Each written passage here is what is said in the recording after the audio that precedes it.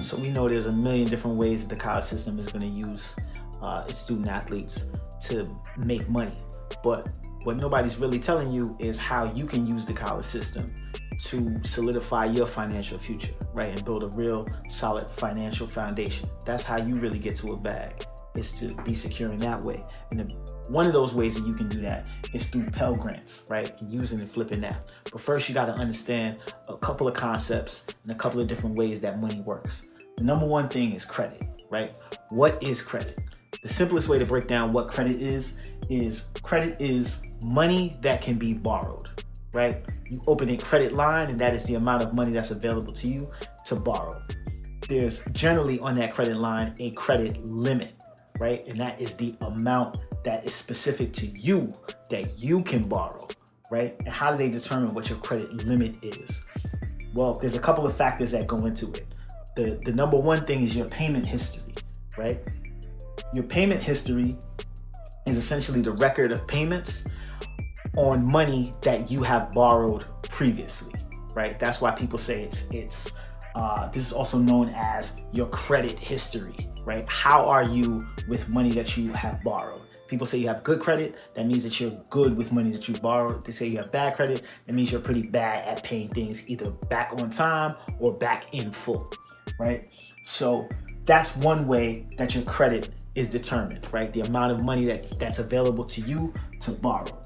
The other calculation is a thing called your FICO score, right? So if you look at building your financial life as sort of like creating a player in 2K, then your FICO score would be your NBA 2K rating, right? And there's a couple of different ways for you to build that rating up, right? You can practice in the game, right? They have practice modes and they also have playing modes that you can build your player rating up, right? And that's the same thing you're doing with your financial future and with your payment history, is that you're getting active and you're going into your practice mode. And that's what I'm gonna show you right now, is how do you use your position as a college athlete to build up that FICO score ranking. So how do you participate in the financial system?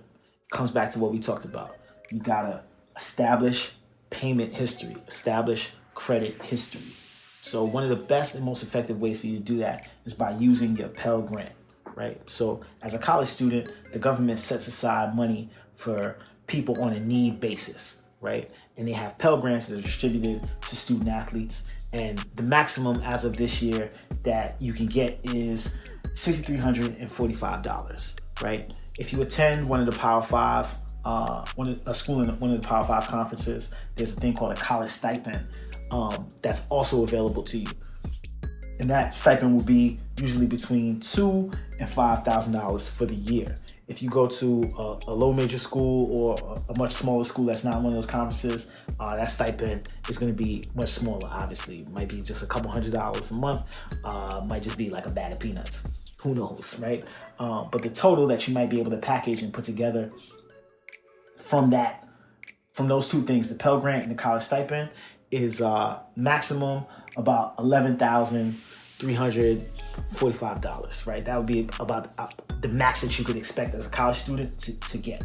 But I would say that if you're getting a Pell Grant or you're getting some amount of money that's above $6,000, you take a third of that, take $2,000, and you go and get what's called a secured credit card, right? What's a secured credit card? It's when you open a line of credit, right? An amount of money that's owed, and you do that with a deposit. So you put up the money up front for the creditor, right? Whether that's the bank or whether that's a major credit card company. You give them the money up front, they hold it for you, and they use that as the security deposit to give you a line of credit. No different than if you're moving into an apartment and they ask for a security deposit where you put up basically a month's rent up front, so that they have the money, so they know if anything goes wrong, we're good, right? And so you go, what's the difference between a secured credit card and a debit card? Why wouldn't I just take that same money and just put it in the bank? Because you're not participating in the financial system in the same way, right? A debit card is your money that you hold, that you spend, but it's not helping you establish payment history, credit history. When you do the same thing with a secured credit card, it allows for you to have a record of those payments, which allows for you to have a higher FICO score to add and build towards that, right? It's the same way that with 2K, you got to actually be playing games that are meaningful towards building that score. And that's what we're doing with this, right? So when you have your secure credit card, you take that and you make the same purchases you would with anything else, right? You do all the same activities, buy gas, buy clothes, buy food, do all the simple basic necessities, but you never want to spend more than 30% at a time. Never want to spend more than 30%. Why? Because your FICO score, your credit score, is determined by the amount of total money available to you and the amount of that you're using at any time, right? That's that ratio, right? And you want to make sure that you're keeping that ratio really small. So you never want to be over 30% of the total amount of money available to you. That shows that you have a good understanding of credit and a good use. You're not putting yourself in a position where you always need to be using the maximum amount of money available to you. So you wait 6 months, right? You do this, you get the secured credit card, wait 6 months. After 6 months, what happens? Generally, the bank, if you have good payment history, is going to return that deposit to you, right? So you now get the money back after you've been able to use it to build payment history and credit history. And they'll generally give you what's called an unsecured credit card, right? That's typically what you hear about when people get credit cards, right? It's an unsecured line. Now you go, why not just do that in the first place? Why not just start out with an unsecured credit line?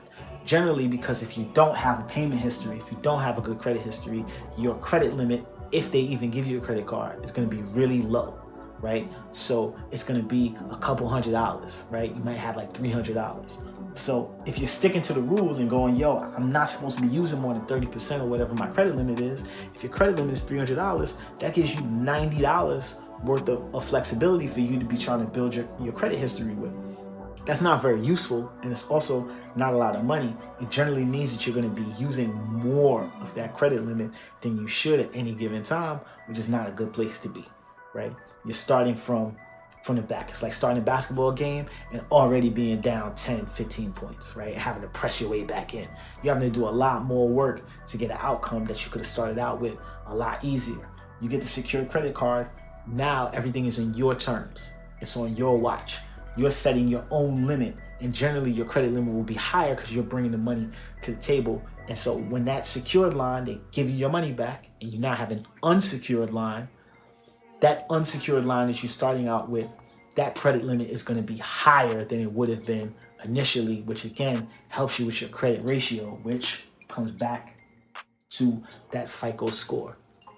And what you want to do with that unsecured line is make sure that, again, every 6 months, you're asking them to increase your credit limit. You go, Coach Trey, why would I want to do that? I don't want to be owing people, man. I want to have more money than I'm able to handle. But the thing is, you don't change your spending habits, right? You still maintain the same amount of money you've been spending, but when you increase the credit line, it means that your ratio, right, the amount of money that's available to you versus the amount of money that you're using, that ratio gets smaller and smaller, which means what? FICO score going up, up, and up, right? That's what you want. You want to be using these tools to build your financial future. So all we're doing here, right, is making sure that we're strong financially and we're putting ourselves in the best place, and we're doing it with what? Money that they gave us. You're not even doing it with your own cash. You're doing it with money that they gave you, right? So you see the bag, get to it.